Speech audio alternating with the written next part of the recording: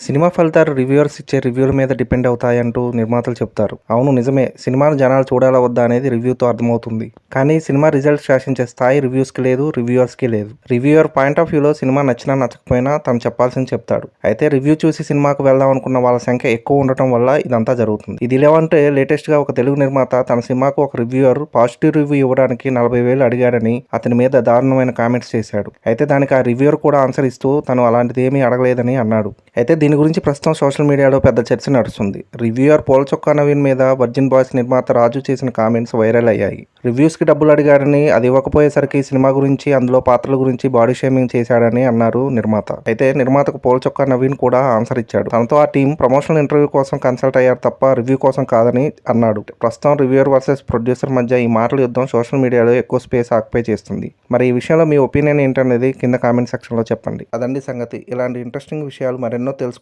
మా ఛానల్‌ని సబ్స్క్రైబ్ చేసుకోండి. మా వీడియోస్‌కి లైక్ చేసి పక్కనే ఉన్న బెల్ ఐకాన్ క్లిక్ చేయడంతో మా వీడియోస్ మీకు నోటిఫికేషన్ రూపంలో వస్తాయి.